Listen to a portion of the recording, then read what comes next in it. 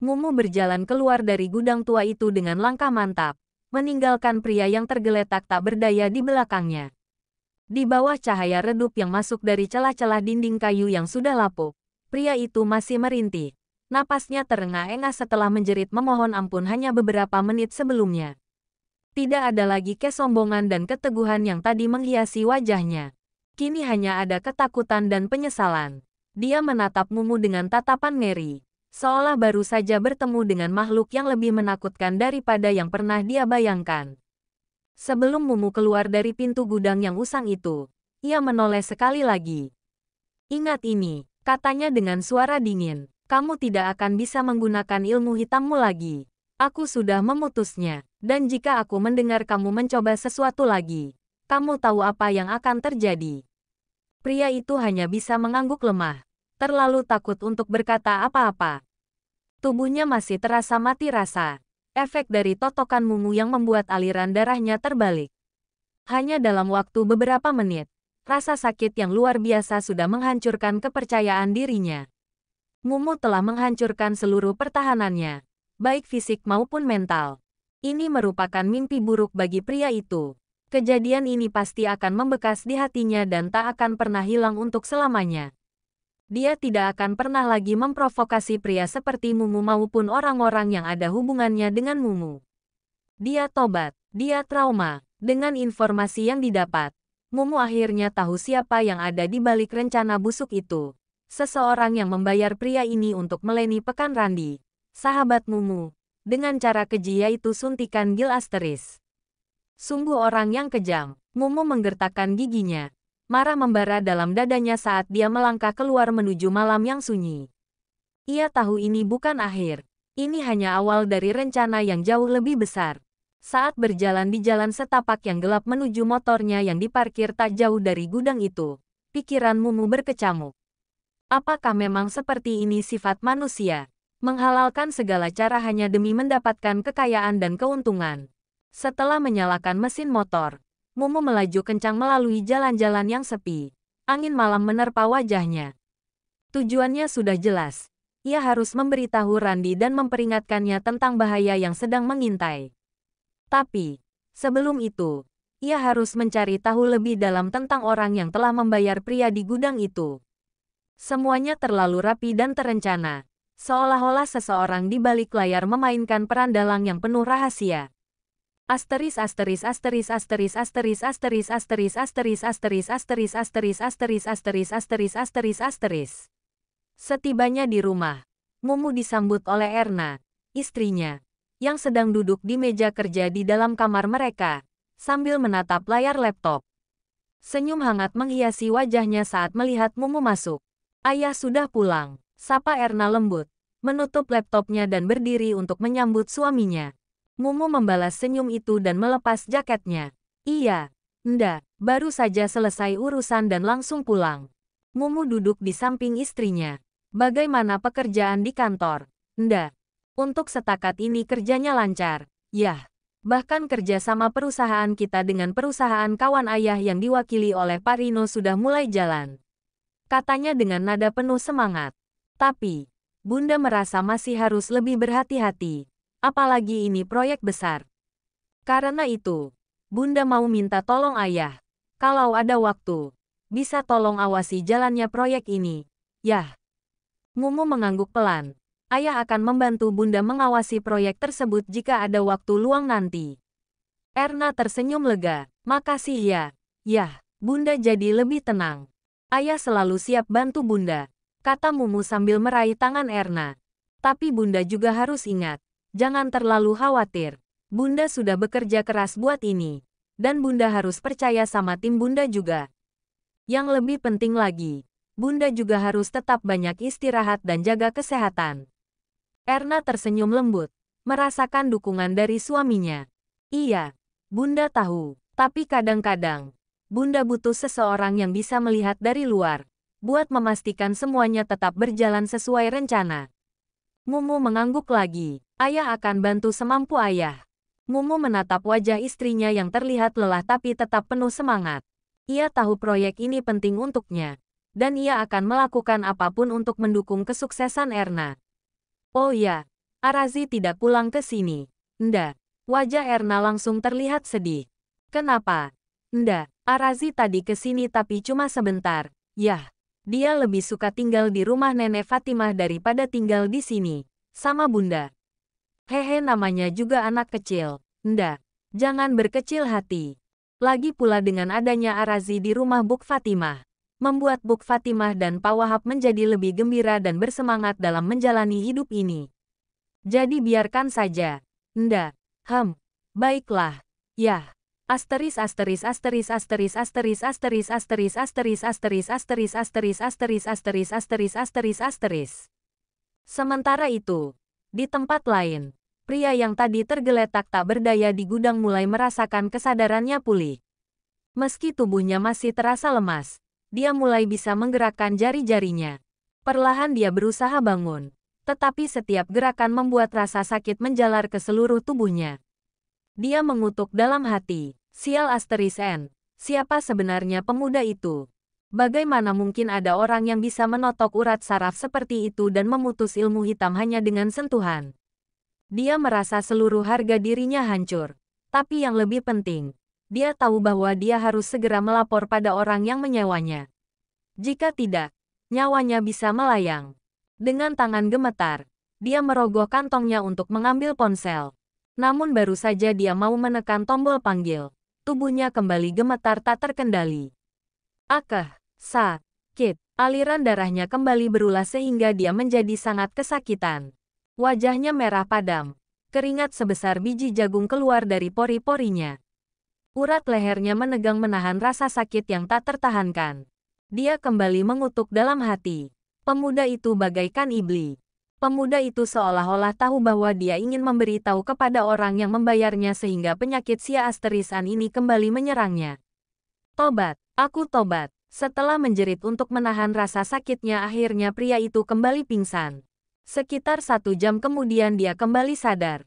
Setelah mengatur nafasnya dia kembali meraih ponselnya tapi kali ini dia tidak punya niat untuk menelpon orang yang membayarnya. Dengan terlatih tati dia berjalan ke arah ruangan seperti dapur. Cetek, dia menyalakan kompor gas. Setelah itu dia langsung meletakkan ponselnya ke dalam api yang menari-nari. Mulai hari ini dan detik ini dia berhenti menjadi orang bayaran. Hidup di sini tidak lagi aman buatnya. Dia ingin pergi tapi dia juga tidak ingin berhubungan lagi dengan orang yang telah mengupahnya. Masih untung kali ini dia selamat. Bagaimana jika suatu hari nanti pemuda Ibel Asteris S itu kembali menangkapnya? Memikirkannya saja membuat pria itu bergidik ngeri. Di dalam ruangan VIP sebuah tempat karaoke mewah, Pasadewa duduk di sofa berbahan kulit mewah, dikelilingi oleh beberapa komplotannya. Di tengah ruangan, lampu-lampu neon berwarna lembut memantulkan cahaya di dinding kaca, menciptakan suasana malam yang penuh kemewahan. Asap dari cerutu yang sedang dihisap oleh Pasadewa menggantung di udara. Meja di depan mereka penuh dengan minuman Ker Asteris es mahal dan cemilan. Sementara suara tawa mereka yang berisik bercampur dengan dentingan gelas. Kapal minyak Randi. Kedua-duanya sudah diselesaikan. Seseorang bertanya kepada Pasadewa. Pasadewa tersenyum tipis, mengangguk sambil menyesap minumannya.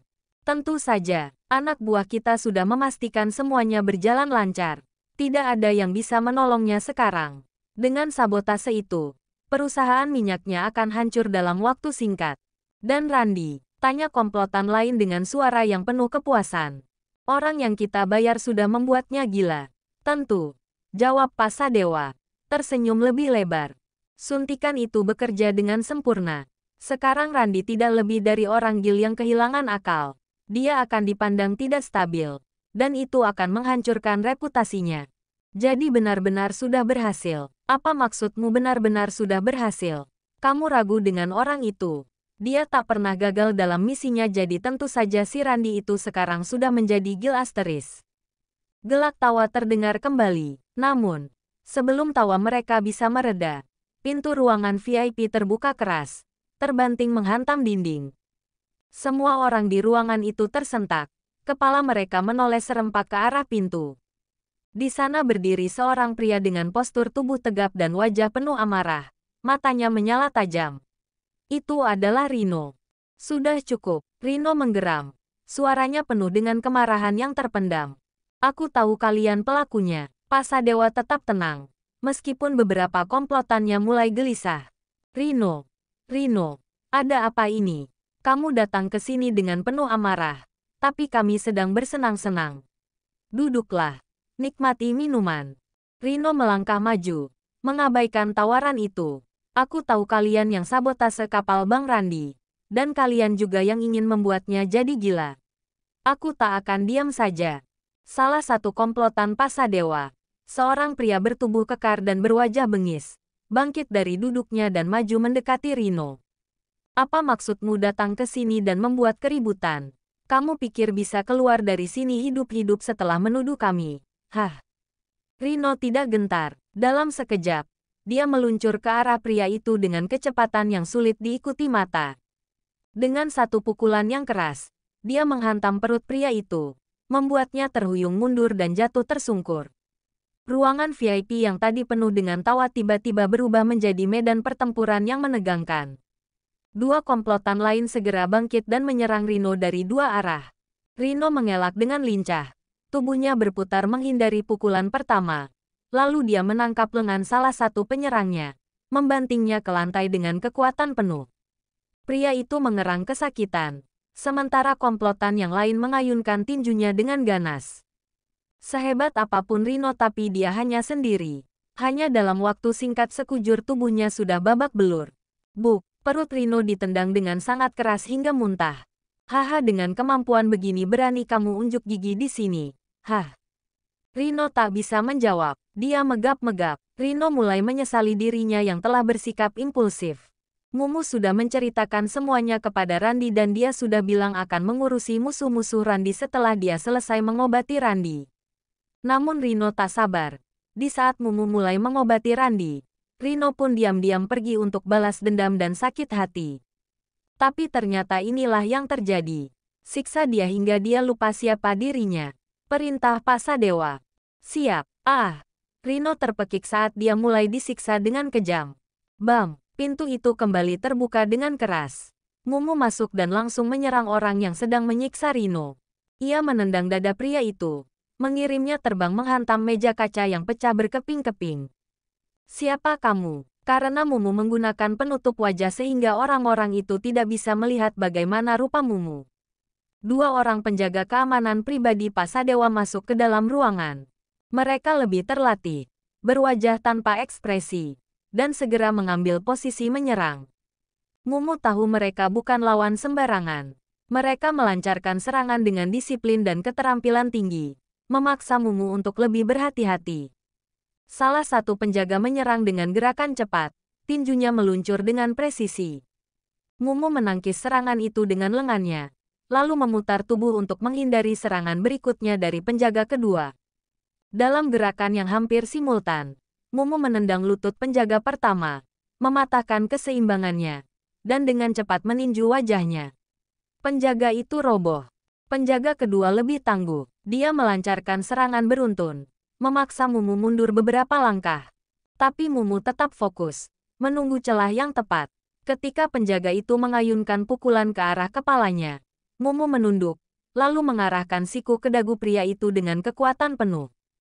Penjaga kedua jatuh dengan suara gedebuk yang keras. Pasadewa mundur beberapa langkah.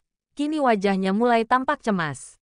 Kamu pikir dengan mengalahkan anak buahku, kamu bisa menghentikanku? Dia mengejek, meskipun nadanya sudah tidak setenang sebelumnya. Mumu tak menjawab. Ia berjalan mendekat. Tiba-tiba, Pasadewa mengeluarkan celur teh dari sakunya. Dengan kecepatan yang mengejutkan, dia menyerang Mumu. Namun, Mumu sudah siap. Ia menangkap pergelangan tangan Pasadewa tepat sebelum celur teh itu menusnya. Dalam pergulatan singkat, Mumu berhasil membanting tangan Pasadewa ke meja, membuat celur teh itu terlepas dari genggamannya. Dengan satu gerakan cepat, Mumu mengunci tangan Pasadewa ke belakang punggungnya dan menjatuhkannya ke lantai. Pasadewa mengerang kesakitan. Wajahnya menghantam lantai marmer yang dingin. Para komplotan Pasadewa, yang biasanya tak gentar menghadapi siapapun, sekarang hanya bisa melirik satu sama lain dengan cemas. Tak ada satupun dari mereka yang berani mengambil langkah setelah menyaksikan sepak terjang Mumu. Dalam sekejap, Mumu bergerak, cepat, namun tenang. Dengan teknik totokannya yang sempurna, ia menyentuh titik-titik vital di tubuh masing-masing komplotan. Gerakannya begitu gesit, hingga sebelum mereka sempat berpikir untuk melawan, tubuh mereka sudah tak lagi bisa bergerak. Mereka jatuh tak berdaya, terkapar di lantai dengan ekspresi panik, hanya bisa merasakan tubuh mereka yang tak lagi merespons kemauan mereka. Pasadewa, yang melihat semua itu terjadi hanya dalam hitungan detik, mencoba memaksa untuk berdiri dan melarikan diri. Namun, Mumu sudah berada di hadapannya sebelum dia bisa melangkah lebih jauh. Dengan satu totokan di bahu, tubuh Pasadewa pun lumpuh. Dia jatuh terduduk, tak mampu melakukan apapun selain mengerang ketakutan. Setelah menotok semua komplotan Pasadewa, Mumu berbalik, melangkah dengan tenang menuju pintu. Di sana, Randi sudah menunggu. Wajah Randi masih menyimpan kemarahan atas apa yang dilakukan Sadewa kepadanya. Tetapi ada juga rasa puas karena akhirnya keadilan akan ditegakkan. Sekarang mereka ada di tangan kamu, Bang. Aku tak ikut campur lagi, ujar Mumu dengan nada tenang. Seolah-olah apa yang baru saja terjadi hanyalah hal biasa baginya. Sadewa dan komplotannya sudah tidak bisa bergerak. Serahkan mereka ke polisi atau lakukan apapun yang abang anggap pantas. Tanpa menunggu lebih lama, Mumu berbalik dan melangkah keluar dari ruangan karaoke yang penuh dengan komplotan yang tak berdaya itu.